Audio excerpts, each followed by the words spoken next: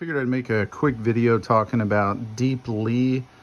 This is a filament that's sold on Amazon, and they offer a couple different varieties of PLA.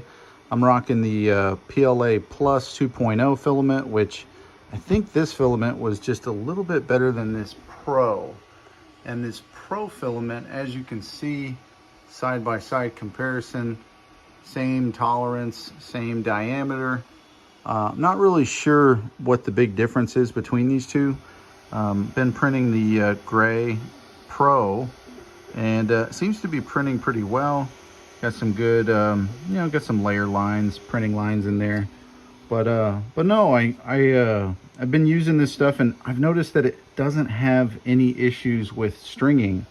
Neither the PLA Pro or the PLA Plus 2.0.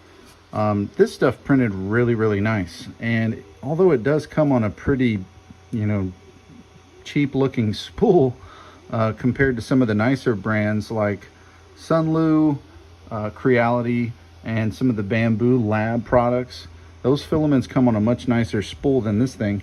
But yeah, this stuff, oddly enough, it doesn't have any issues with stringing. I've printed some pretty complicated things with other filaments, and I've noticed stringing occurring, and then I've used that same file and printed that same item again, and I've had like zero stringing in between the different sections. So anywho, I just thought this was something I'd make a short video on, talking about these two DEEPLEE filaments, because we've been printing with them for the last month. I still really haven't pinpointed the big difference between the PLA Pro and the PLA Plus 2.0 filament. I think they're kind of in the same bracket, but I want to say that the this PLA Plus 2.0 prints a little bit better than the Pro, and it has just kind of a better look, especially in black. This gray is kind of flat and dull. It doesn't have any shine to it. And the PLA Plus 2.0 filament had a little bit of a shine and a glimmer effect, and it printed quite well. Let me see if I can grab something that we printed with it. We printed this little French bulldog, and he came out quite nice. Other than his tail, there was a little bit of an issue with the file size, but the print lines and stuff, overall, I think they were pretty good. And yeah, no, he came out looking pretty nice, little French bulldog. My son had me print this, but yeah, just wanted to share a little bit of feedback on these two, because they're sold on Amazon, and they're literally the most inexpensive that you can find.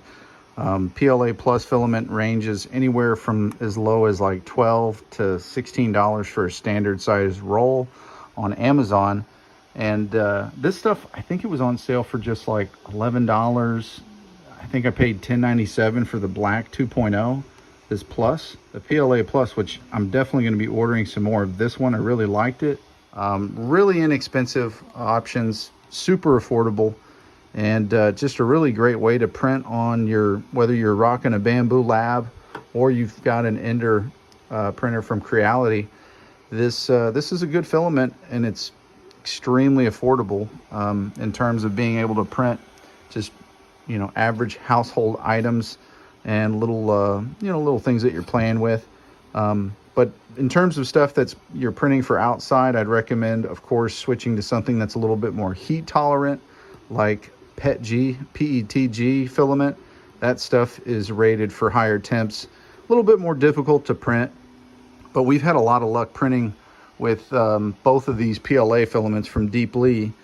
And just in case anybody's curious, we've been rocking a nozzle temperature at 200, and I mean, it's been doing surprisingly well. Anytime we go past that nozzle temperature of 200 and we go into 205, we seem to do okay. But once we go up to 210, every now and then we'll run into a snag where we'll end up melting some plastic, some of the filament in the nozzle assembly, and it clogs up. So we've noticed that we've had a couple of clogging issues by running hotter temps with this PLA Plus, but yeah, both the Pro and the Plus 2.0 filament is pretty good stuff. I'll go ahead and show some specs on the screen here, and let you guys kind of look over it, and you can see a comparison between the PLA Pro versus the PLA Plus 2.0, and really just the temperatures that you can print within in terms of your nozzle temperature. And of course, to maximize our adhesion to the bed, we've been printing at 60 degrees Celsius, and we've seemed to have a lot of luck with just leaving our prints at 35 millimeters per second. So our printing speed 35, and it prints nice, smooth, easy prints. And you know, we've cranked it up to about 85 millimeters per second, but yeah, they just I prefer to just be slow and steady wins the race, because if this thing starts jumping around too much, we have had some issues with our SD card on the side there losing its point of contact and essentially you know, stopping the print. So just wanted to share this as a quick video, and I hope you guys find it helpful. As always, appreciate you guys watching our videos, and if you can, subscribe. If not, no worries, and we will see y'all on the next one. Take care.